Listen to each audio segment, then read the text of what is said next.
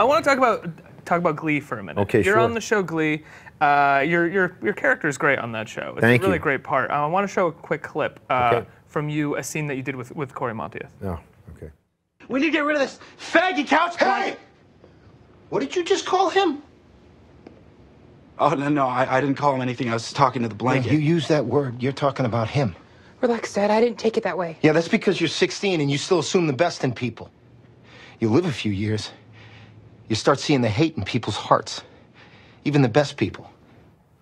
Now, this is a show that it's clearly everyone was a family Yeah. in the cast, and you were on the show for a while, and you guys decided to come back to work not that long after he passed away. Mm-hmm. What was it like coming back? I mean, did it feel like something was missing? Was it hard for everyone to get back into connection with each other in terms of doing the work? Well, you know, I am, as much as I am part of the show, and that scene is, I'm so proud of that scene. The writing in that scene was so excellent, the directing, and Cory was in particular remarkable in that scene. We did that take after take, and he had a remarkable presence in that scene that made it possible for me. I mean, that whole scene that you just showed is probably my favorite scene I've ever done as an actor. Wow.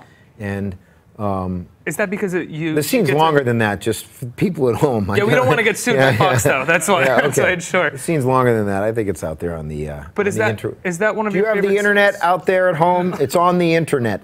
It is without a doubt one of my favorite scenes, and I think that. But I guess what I was leading towards is that the experience that all of the young actors on that show had and shared is different from what my experience was in the show.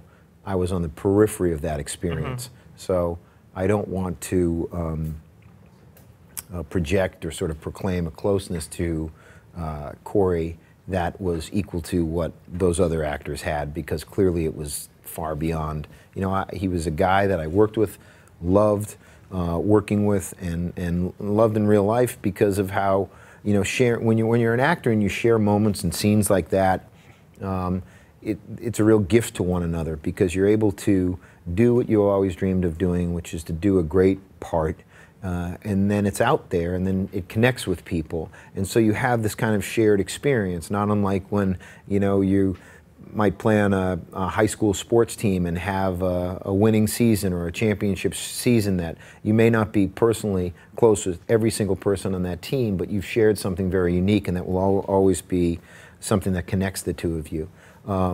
And so I think that what was difficult about coming back and shooting the episode that's on next Thursday, the tribute episode to him that deals with his character's death, is that you're dealing with your very real emotions, which is the loss of this person who you cared about and who you're fond of. Yet you have to also deal with the craft of acting a scene. So if I'm in a scene with you and we're talking about someone that we know who died, you know, they're going to shoot the scene with the camera out here, then they're going to shoot your coverage, which is a single on you, and then they're going to shoot my coverage, which is a single on me, and that can take up to 7 hours. And so the first time you're doing a scene, it's all this raw emotion that's coming out, because even though you're talking about a fictional person, in a way you're talking about the real person. And it might be the first time that you've articulated this, and they did an extraordinary job in this episode of articulating what that kind of loss feels like. And so to then do that, and then have to then, you know, 6 hours later still have to do that, and then feel as if you're still honoring his life and honoring what is, you know, for lack of a better word, your craft of acting or art of acting, or whatever you're trying to authentically portray truth. It then becomes a cerebral thing and not just an emotional thing. Right. So it's a very extraordinary circumstance that I think the writers rose to the challenge of, but it's very real. It's real life going on. And so if the scene goes well, you know, in particular the scene that you just showed just there, we knew that when we shot that scene, that it was great. And there's a real elation and gratification. It's kind of like a sporting event where a play went really well. You know, someone went out for a long pass and you caught it, and arms raised, and you know that, wow, we came in today with this goal of making something great, and we did it. In this circumstance, you're just left still with the loss. Yeah. So even though the scene might be good or not good or any of it, it's just at the end, the result is the same. A guy that you really cared about is no longer with you. And when you went into shooting these scenes for the tribute episode that you said is airing next week, were you nervous going into shooting some of these scenes? Certainly. Having to have these conversations? Like you said, it's a very emotionally meta experience that you're talking about someone who actually did pass away, but you're also acting about a character who has passed away, and you're sort of reflecting on two separate things, one fictional, one true, but both sort of melding into each other.